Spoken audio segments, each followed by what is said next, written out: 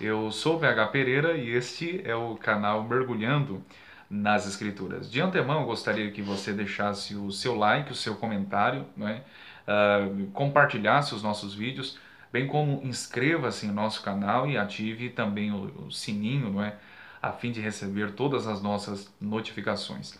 O vídeo de hoje, meus irmãos, será um pouco diferenciado, pois teremos aqui a participação da minha esposa, que está aqui do meu lado. Princesa, por favor, apresente-se. Meu nome é Cristina, mas todos me conhecem como Cris Pereira. Hoje eu vim aqui falar para vocês sobre a minha experiência com a fé reformada. Exatamente, princesa. E antes de dar sequência na tua fala e no teu comentário a respeito dessa extraordinária e marcante experiência, não é? Apenas um adendo aqui, ok? Fala-se muito em experiências nos dias de hoje e que precisamos tomar cuidado. Foi o puritano Joe Owen que disse, não é? Uma certa vez, se sua experiência está na Bíblia, é inútil, porque já estava na Bíblia. Todavia, se ela não está, também é inútil, porque é heresia.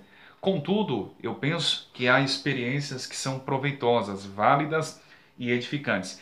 E uma dessas experiências é exatamente a tua experiência com a fé reformada ou com as doutrinas da graça.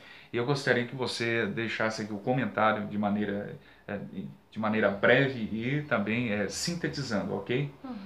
Então, há alguns anos atrás, nós estávamos conversando sobre predestinação, sobre eleição condicional, soberania de Deus, e nesse meio tempo eu fui até o banheiro e comecei a chorar, como eu nunca chorei na minha vida.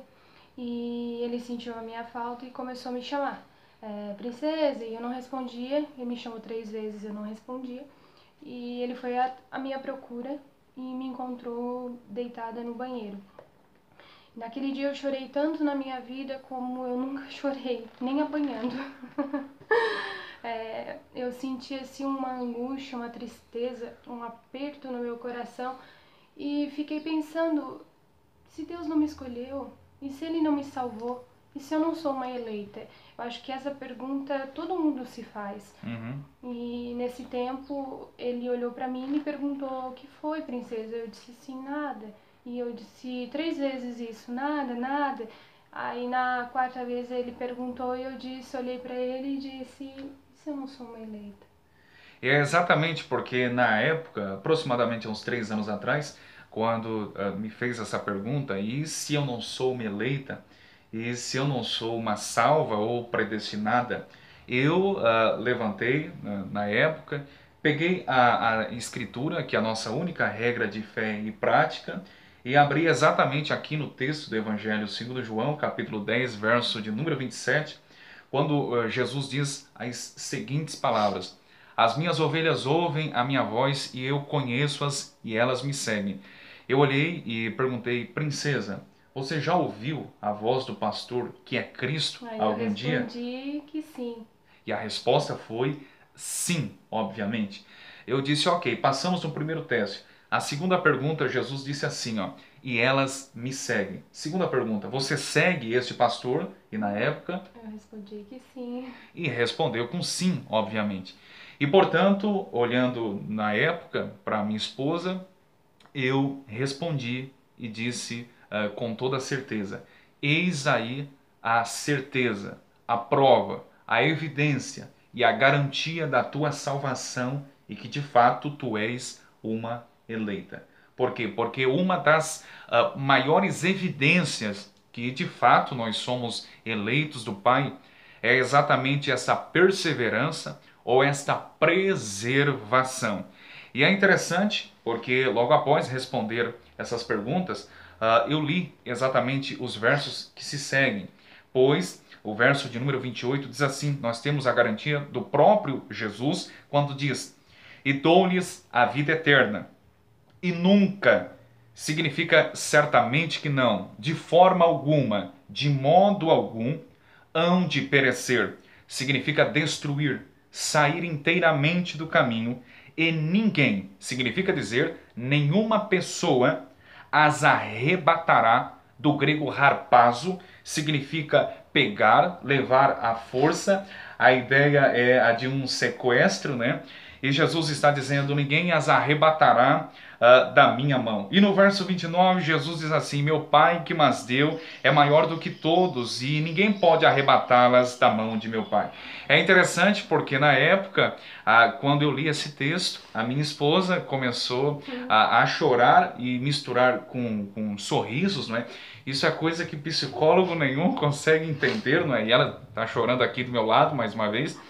E o crente em Cristo, ele chora e ri ao mesmo tempo, isso é coisa que a psicologia não consegue definir. E na época, o que era tristeza, alguns minutos atrás, se transformou em alegria. Por quê? Porque a Escritura e Deus, através da palavra e através do seu Santo Espírito, confirmou essa salvação e a obra da redenção no coração da minha esposa.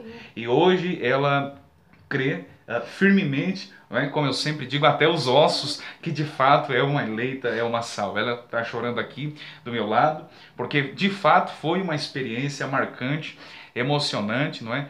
E creio que todos nós poderíamos contar e narrar essa experiência. É interessante, princesa, porque o calvinismo é de fato uma doutrina bíblica, porque primeiro deixa o homem pensativo, coloca o homem lá na lona, lá embaixo, e exalta a pessoa de Cristo.